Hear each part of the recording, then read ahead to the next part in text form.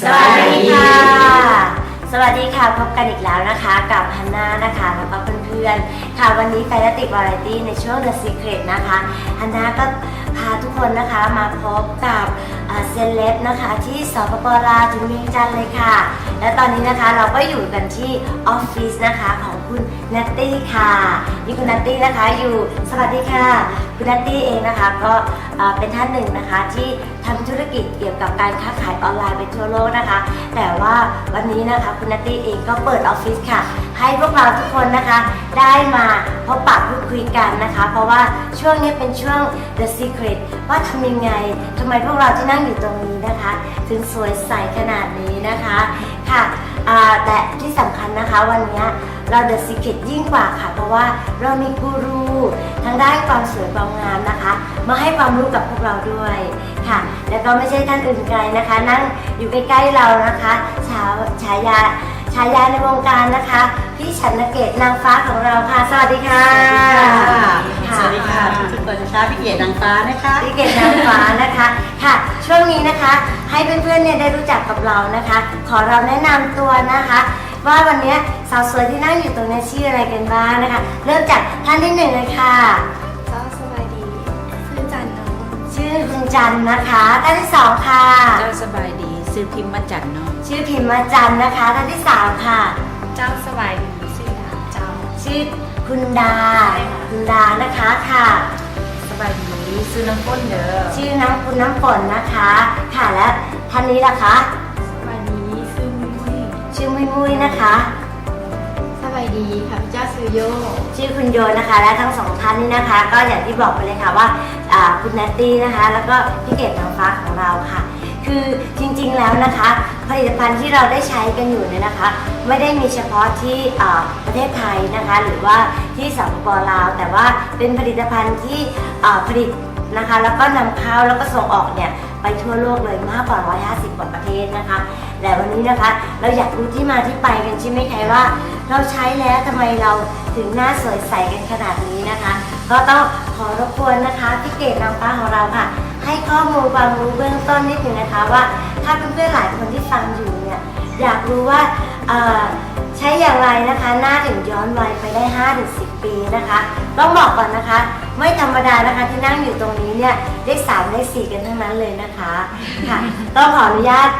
พี่เกดเลยนะคะว่าชุดแรกเลยนะคะที่พี่เกดอยากแนะนำเนี่ยเป็นเซตไหนเป็นชุดไหนและต้องเริ่มต้นอย่างไรคะค่ะสวัสดีค่ะก่อนอื่นพี่เกดอยากจะบอกว่าสิ่งที่เรากำลังศึกษากันอยู่นี้เนี่ยนะคะมันเป็นนวัตกรรมใหม่ที่ยังไม่มีที่ไหนเป็นหนึ่งเดียวในโลกจริงๆคือ APT 200นะคะแล้ว APT 200คืออะไรเนี่ยต่อไปเราก็จะได้เข้าใจกันว่ามันจะเป็นสิ่งที่ทำให้เราย้อนวัยได้นะคะทุกวันนี้เครื่องสำอางทั่วๆไปถ้าจะให้ดีมากๆก็คือชะลอวัยใช่ไหมคะเราได้ยินว่ามันชะลอวัยได้แต่ว่า APT 200เท่านั้นที่สามารถทำให้เราย้อนวัยได้นะคะอย่างพี่เกดเนี่ยตอนนี้ก็65แล้วนะคะมันสามารถจะย้อนวัยถอยไปได้ตั้ง10 ปีนะคะแล้วผลิตภัณฑ์ที่เห็นทั้งหมดนี้เนี่ยมันมี APT 200ทุกตัวนะคะถ้าเราจะมาเริ่มต้นจากล้างหน้านะคะปกติเวลาที่เราใช้ล้างหน้าแล้วล้างเครื่องสำอางเนี่ยเราจะต้องล้างยังไงคะมันจะต้องมีตัวเช็ดเครื่องสำอางใช่ไหมคะแล้วก็ล้างหน้าใช่ไหมคะแล้วก็ต้องมีโทนเนอร์ถามว่าทำไมไม่ใช้3 ตัวเพราะว่าไม่เช่นนั้นเนี่ยเครื่องสำอางมันจะไม่ออกหมดแล้วมันก็จะตกค้างอยู่ในเซลล์ผิวเราใช่ไหมคะแต่ว่า cleansing ของเราเนี่ยมันคือ 3 in 1ใช้แค่ตัวเดียวเท่านั้นคุณไม่ต้องใช้ตัวเช็ดเครื่องสำอางนะคะล้างหน้าเลยแล้วคุณก็ไม่ต้องใช้โทนเนอร์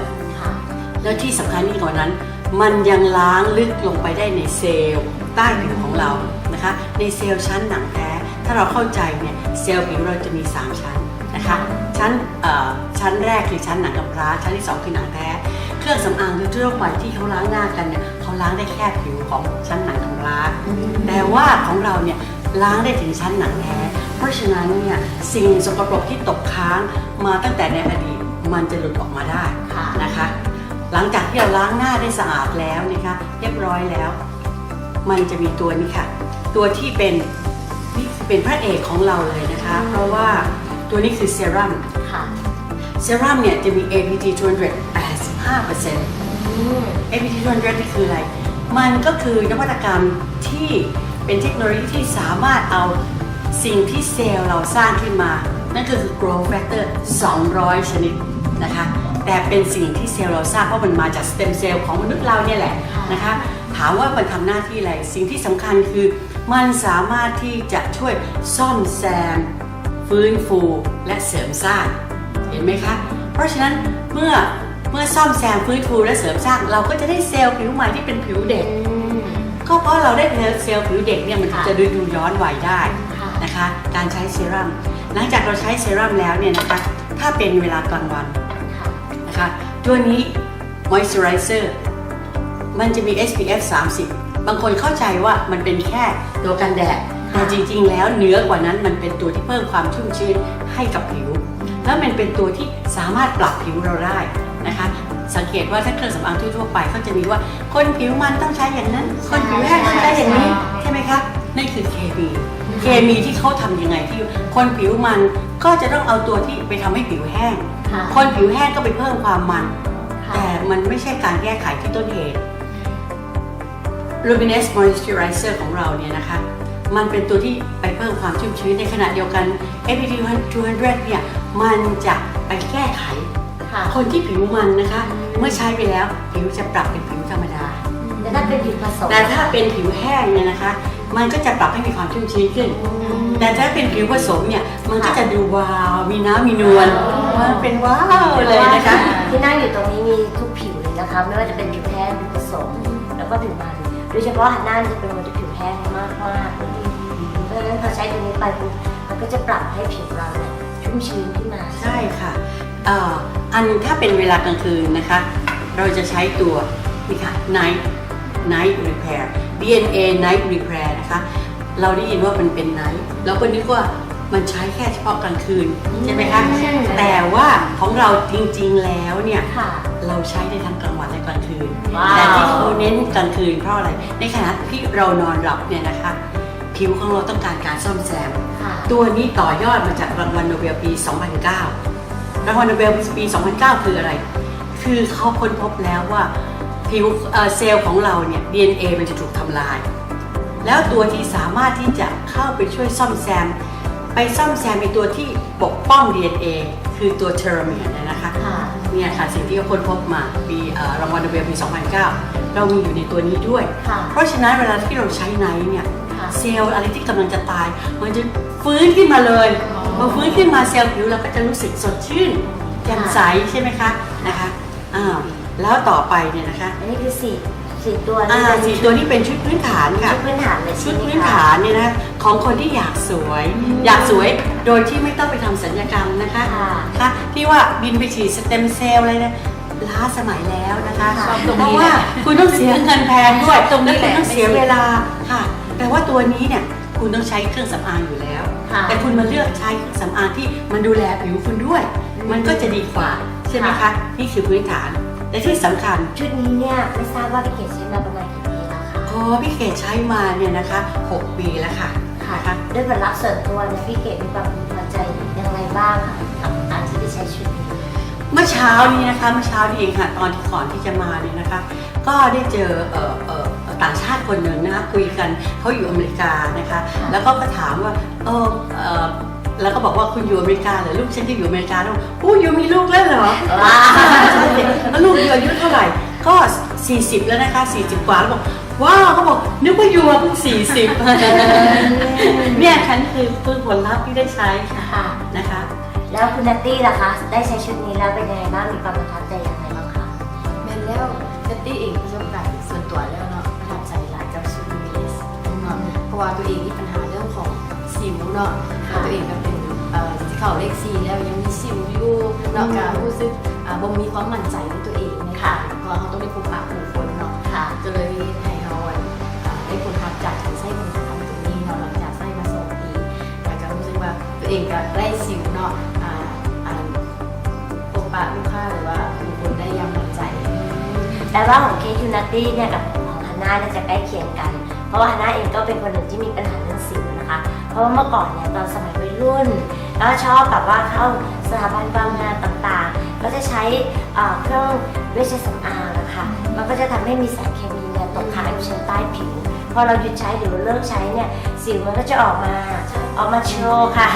นะคะฉะนั้นพอตอนที่ฮันน่ามาเจอเซตนี้นะคะก็คือเรามีปัญหาเรื่องสิวหนักอยู่แล้วพอเราใช้ไปปุ๊บอะค่ะด้วยคุณสมบัติที่เมื่อกี้ที่พี่เกดบอกว่าอยู่ในชุดนี้เนี่ยมันทำให้เกิดการ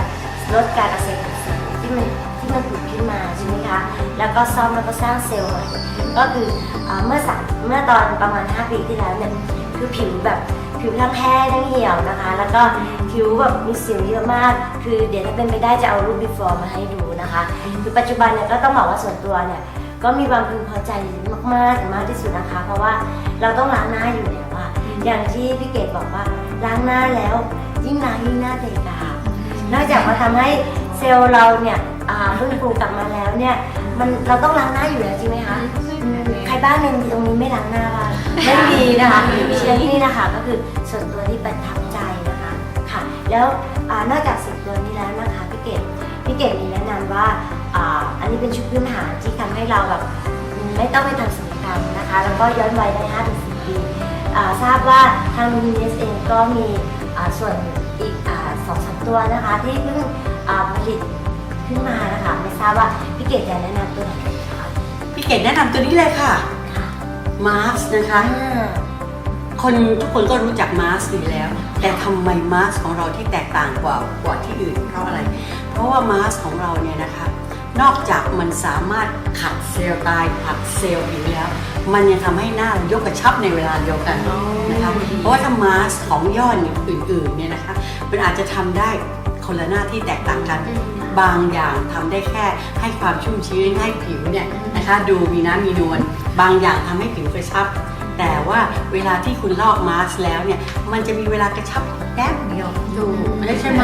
นะคะแต่ของเราเนี่ยเนื่องจากมันมี APT 200เพราะฉะนั้นเนี่ยมาสก์ของเราเนี่ยนะคะเวลาที่คุณใช้แล้วเนี่ยเวลาคุณลอกมาสก์ออกเนี่ยมันสามารถตึงกระชับไปได้หลายวันและที่สำคัญมาสก์ตัวนี้นะคะสามารถที่จะใช้ได้ทุกวันใช้ได้ทุกวันจริงๆแล้วเคล็ดลับพี่เกด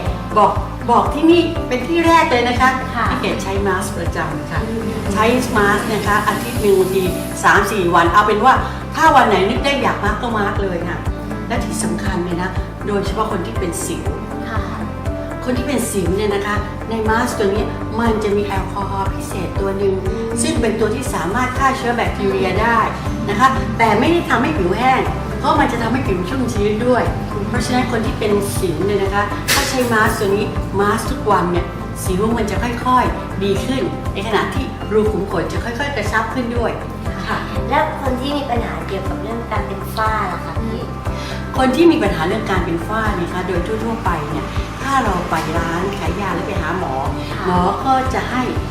ยาชนิดนึงหรือร้านขายยาก็ให้ยาชนิดนึงแต่จริงๆแล้วเรารู้ไหมว่าพวกนั้นคืออะไรที่ให้มาแล้วใช้รู้สึกว่าดีหน้ามันขาวหายไปทันทีไม่ใช่นะสารประหลอดสเตียรอยด์ไฮโดรควิโนนตัวพวกนั้นอ่ะมันทำให้ผิวเราเหมือนกับว่าฝ้าหายแต่จริงๆมันไปกัดผิวนี่พอการกัดผิวก็ทำให้ผิวเราด่างแล้วเวลาด่างคนที่เป็นด่างขาวเนี่ยค่ะเพราะว่าเขาใช้ยารักษาฝ้ามากนะคะนี่ถามว่ากลับมาแก้ไขได้ไม่ได้นะคะแต่ว่าตอนนี้นวัตกรรมใหม่ของเราเนี่ย APT 200ผสมผสานกับในสิ่งที่มีอยู่ในนี้เนี่ยนะคะมันสามารถที่จะทำให้ผิวของเราเนี่ยเริ่มที่จะดูแลลดการผลิตเมลานินตัวนี้เป็นตัวอะไรคะนะคะตัวนี้เป็น Flawless Skin Brightener นะคะเนื่องจากพอลดการผลิตเมลานินแล้วเนี่ยนะคะเซลล์ผิวเนี่ยได้ถูกผลัดเซลล์ออกไปเรื่อยๆหน้าก็จะเริ่มใสขึ้นในขณะที่คนที่เป็นสิวใช้ตัวนี้จะดีช่วยเพราะอะไรคนที่มีปัญหาหลุมสิวเนี่ยนะคะที่เกิดขึ้นถ้าเราใช้ Flawless Skin Brightener แล้วเนี่ยนะคะมันจะช่วยให้หลุมสิวเนี่ยกระชับนะคะรอยแผลเป็นจากสิวเนี่ยนะคะมันจะช่วยให้ตื้นขึ้นสุดยอดมากเลยค่ะเพราะว่าบางคนเวลามีปัญหาเรื่องสิวก็จะเป็นรอยแผลเป็นเนาะใช่แล้วทำยังไงให้รอยแผลเป็นนั้นหายไปก็ใช้ตัวนี้เลยใช่ค่ะจะทำให้รอยแผลเป็นนั้นหายแล้วก็กระจ่างใสใช่ไหมคะได้ทราบมาว่ามีอีกตัวหนึ่งนะคะที่ ว้าวมากๆเลยตัวนี้อยากให้พี่เกดแนะนำจังเลยเพราะว่าน่าเชื่อว่าหลายๆคนนะคะ ก็มีปัญหาเรื่องเกี่ยวกับริ้วรอย แล้วบางคนเนี่ยมีปัญหาเรื่องถุงใต้ตา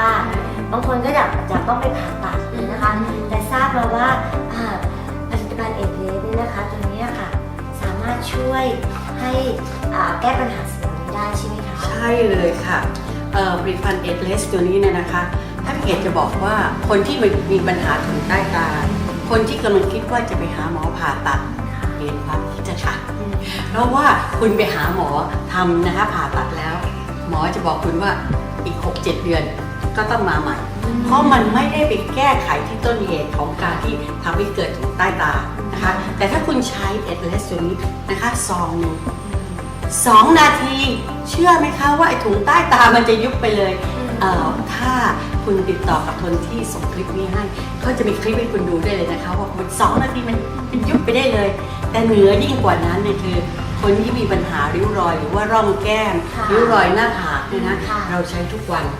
เราใช้ทุกวันได้เลยเพราะว่าตัวนี้มันคือโบท็อกซ์ธรรมชาติโบท็อกซ์ธรรมชาติมันไม่เหมือนโบท็อกซ์ที่เป็นหมอฉีดเข้าไปนะคะโบท็อกซ์ธรรมชาติคือมันจะอยู่ที่ผิวชั้นบน แล้วมันจะค่อยๆทำให้ผิวกระชับแต่ต้องใช้ทุกวัน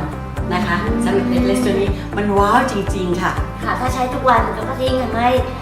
ริ้วรอยตรงนั้นค่อยๆจาง1 เดือนถึง 3 เดือนเนี่ยคุณจะเห็นผลลัพธ์เลยค่ะแต่2 นาทีนี่คือเห็นผลทันทีแต่ถ้าให้แบบว่าระยะยาวก็ให้ใช้ติดต่อกันเช้าครั้งเย็นครั้งนะคะใช้ทุกวันจะเห็นผลลัพธ์ค่ะนี่คือเป็นในส่วนของที่อยู่ใช้บนผิวหน้าใช่ไหมคะได้เห็นตัวนี้นะคะอีก1 ตัวอีก1 ตัวนี่นะคะคือพอหน้าเราตึงกระชับแล้วใช่ไหมคะ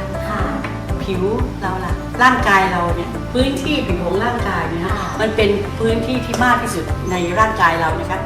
แล้ว APT 200อ่ะถ้าเราจะเอาเซรั่มมาใช้ทาทั้งตัวมันก็จะเปลืองไปใช่ไหมคะใช่ค่ะเจเนสเขาก็เลยเอา APT 200มาอยู่ใน Body Renewal ด้วยเพราะฉะนั้นการใช้เนี่ยนะคะถ้าคุณทาไปแล้วคุณจะรู้สึกเลยว่าผิวกายคอทุกอย่างตึงกระชับในขณะที่คนที่เริ่มสูงอายุเนี่ยนะจะมีเรื่องของฝ้ากระบนพื้นผิวมันจะทำให้ผิวเนี่ยกลมกลืนเป็นสีเดียวกันด้วยนะคะสังเกตไหมคะบางคนเนี่ยผิวตึงแต่คอเหี่ยวแต่พี่เกดเนี่ยนะตึงแต่คอไม่เหี่ยวนะคะพี่เกดใช้ Body Renewal ค่ะแล้ววิธีการใช้ล่ะคะวิธีการใช้สบายมากเลยค่ะบีบขึ้นมานะคะบีบแล้วก็ทาให้ทั่วตัวและถ้าสมมติว่าทุกคนเวลาที่เราหลังจากอาบน้ำนะคะเราทามันก็จะได้ทั่วตัวมากกว่านะคะแต่จริงๆแล้วสำหรับพี่เกดเนี่ยพี่เกดจะวางมันไว้ทุกจุดในบ้านเลยนะคะคือนึกได้เมื่อไหร่เราทาไปเพราะมันจะซึมเร็วแล้วมันจะไม่ตกค้างบนผิวเหมือนกับบอดี้โลชั่นยี่ห้ออื่นๆด้วยนะไม่มีการเหนียวเหนอะหนะค่ะมันจะซึมเข้าไปอย่างรวดเร็วแล้วเราจะรู้สึกเหมือนเราไม่ได้ทาอะไรค่ะที่เราได้พบกับผลิตภัณฑ์ที่ช่วยชะลอวัยนะคะแล้วก็ทำให้เกิดการกระบวนการย้อนวัยโดยที่เราไม่ต้องทำศัลยกรรมนะคะเพราะว่าเป็นคนหนึ่งค่ะตอนนี้อายุ40ใช่ไหมคะก็กลัวมากๆเลยว่าเดี๋ยวถ้าเกิดอายุ65จะสวยเหมือนพี่เก๋เลยนะโอ้แน่นอนสวยกว่าพี่แน่นอนเพราะพี่มาใช้ตอนที่พี่อายุ60นะคะเพราะฉะนั้นตอนนี้นะคะไม่ว่าวัยไหนก็สามารถใช้ได้เลยใช้ได้ค่ะแล้วพอเราอายุมากๆขึ้นเราก็จะสวยเหมือนพี่เก๋จริงไหมคะค่ะเป็นไอดอลของฮันน่าเลยนะคะเพราะว่าถ้าอายุ65ถ้ากับพี่เกดเนี่ยแล้วผิวพรรณนะคะแล้วก็ผิวหน้าเนี่ยอ่อนเยาว์วัยเนี่ยเหมือนยังไม่ถึงประมาณสัก40ต้นเองค่ะค่ะขอบคุณค่ะก็วันนี้นะคะพวกเราก็ต้องขอบคุณพี่เกดนางฟ้าของเรามากๆเลยนะคะที่มาให้ข้อมูลเบื้องต้นว่าเซตนี้เนี่ยมีคุณสมบัติอย่างไรแล้วก็ใช้อย่างไรนะคะก็อยากให้ทุกคนนะคะมั่นใจแล้วก็ใช้อย่างต่อเนื่องนะคะเพราะว่ายังไงแล้วเนี่ยผู้หญิงก็ต้องไม่หยุดสวยจริงๆแล้วค่ะก็เดี๋ยวในช่วงถัดไปนะคะเราก็จะพบกับ The Secret นะคะเป็นตัวชุดใหม่นะคะที่ชื่อว่า NV นะคะแต่วันนี้เราได้ The Secret นะคะเกี่ยวกับการดูแลผิวเบื้องต้นไว้ก่อนนะคะค่ะก็พบกันในช่วงถัดไปนะคะวันนี้ต้องขอบคุณทุกท่านแล้วก็ขอบคุณพี่เกดมากๆเลยสวัสดีค่ะสวัสดี